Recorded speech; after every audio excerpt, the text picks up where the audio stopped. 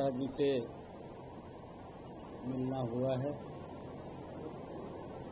जो 3 criminal laws हैं, हमने हरियाणा ने उसकी पूरी तैयारी कर ली है।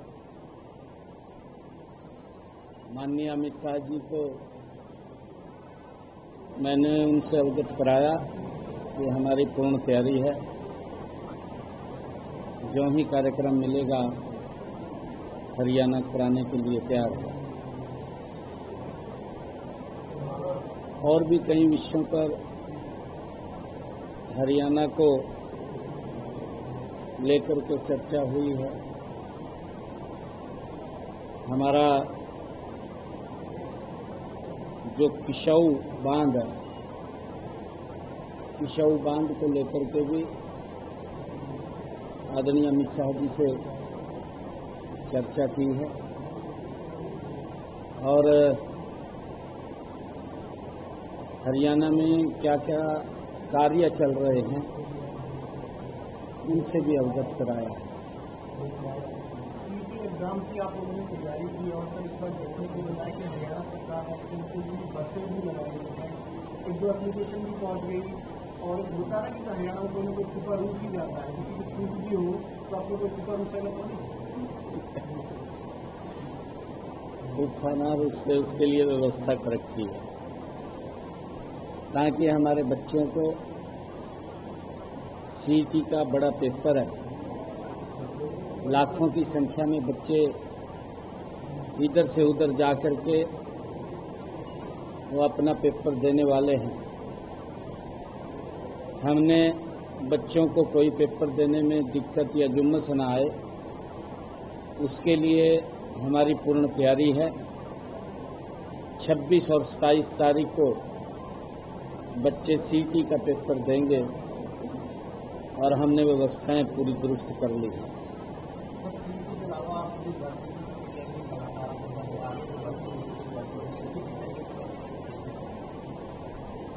नहीं, मैंने कल कहा है कि हम शीघ्र ही जल्दी ही हरियाणा पुलिस की नौकरी निकालेंगे और अधिकारी उसकी तैयारी करके वो जल्दी ही निकलेगी, क्योंकि उसकी प्रक्रिया होती है पूरी, और जल्दी ही वो भर्ती निकलेगी। सर, आप संसद होकर आए हो, पार्लियामेंट चल नहीं पा रहा, बुरा कर लेकिन पार्लियामेंट चल नहीं रही, लगातार सर्वे हंगामा किस तरीके से देखते हैं? जो पक्ष द्वारा अलग अलग शब्द में बैठेंगे, क्या मानते हैं जो पार्लियामेंट जहाँ चल रहा है तो पूरे पक्ष को? नहीं, देखिए, विपक्ष ने अपने आप को, मैं ये मानता हूं कि इस देश में जिस गति से काम करना चाहिए था, विपक्ष उस काम को उस गति से करने में नाकाम रहा है। मोदी जी ने भारत को 11 वर्षों में बदला है। मोदी जी ने भारत के गांव शहर के अंदर गति से काम किया है। 11 वर्षों में मोदी जी ने लोगों के जीवन को सरल करने का काम किया है। इन 11 वर्षों में मोदी जी ने एक योजनाबद्ध तरीके से गरीब व्यक्ति को सशक्त और मजबूत करने का काम किया है। विपक्ष को ये पच नहीं रहा, मोदी जी इतना काम क्यों कर रहे हैं, देश क्यों विकास की गति के ऊपर आगे बढ़ रहा है। इन सब बातों को लेकर के जब वो संसद भवन में जाते हैं तो उनके पेट में दर्द हो जाता है, और जब पेट में दर्द होता है तो फिर हंगामा ही करते हैं। अब मोदी जी ने 4 करोड़ गरीबों को मकान बना करके दिए।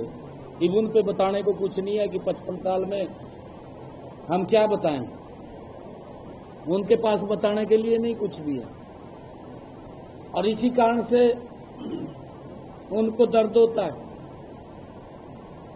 मोदी जी ने किसानों को किसान सम्मान निधि दे रहे हैं, 6,000 रुपया एक साल में पहुंचा रहे हैं, 19 किस्तें चली गई हैं। अब क्या बोल लें, पेट में तो दर्द है। किसान को क्यों दिया जा रहा है, गरीब का मकान क्यों बन गया है। ये तो अपने समय के अंदर गरीब के बाहर बेड़े में टंकी लगवा करके राजी हो जाते थे कि हमने गरीब का उत्थान कर दिया। एक्चुअल में इन 11 वर्षों के अंदर नरेंद्र मोदी जी के नेतृत्व वाली सरकार ने गरीब व्यक्ति को सशक्त और मजबूत किया है, और वही कारण है कि देश के अंदर 25 करोड़ लोग गरीबी रेखा से बाहर आए हैं। ये वो पेट में तो दर्द होगा, कैसे बैठेंगे, नहीं बैठ सकते वो, क्योंकि विपक्ष की भूमिका चिंताजनक है। भाई कोई ऐसा काम किया जिसका पब्लिक को नुकसान होता है, उसका तो विरोध करना ठीक है, परंतु अगर मोदी जी अच्छे काम भी कर रहे हैं उनका भी विरोध करना दुर्भाग्यपूर्ण है। फिर ये विपक्ष की भूमिका नहीं है। और मैं एक और बात कहना चाहता हूं, देश के अंदर मोदी जी ने बिना भेदभाव के काम किए हैं। मैं पिछले दिनों बिहार में गया, बिहार में मेरा एक कार्यक्रम था, तो मैंने जनप्रतिनिधियों का कार्यक्रम था, तो मैं उनसे बात कर रहा था जनप्रतिनिधियों से। तो मैं पूछ रहा था कि प्रधानमंत्री आवास योजना के तहत आपके यहाँ पंचायत में कितने मकान बने हैं। उन जनप्रतिनिधियों ने मेरे को बताया कि मोदी जी के नेतृत्व में बिहार में एक एक पंचायत में 700 से लेकर के 900 तक मकान बना करके देने का काम किया है। एक्चुअल में गरीब व्यक्ति की अगर चिंता किसी ने की है तो वो नरेंद्र मोदी जी हैं, जो गरीब की चिंता कर रहे हैं, गरीब को सशक्त और मजबूत कर रहे हैं। मोदी जी गरीब लोगों को लगातार जो राशन पहुंचाने का काम कर रहे हैं, कोई व्यक्ति भूखा ना रहे। ये भी ये कैसे सहन करेंगे, ये तो सहन कर नहीं सकते। पेट में दर्द होता है इन सब बातों को देख करके। क्या हो रहा है, पेट खराब होता है इनका, तभी ये बैठ नहीं पाते।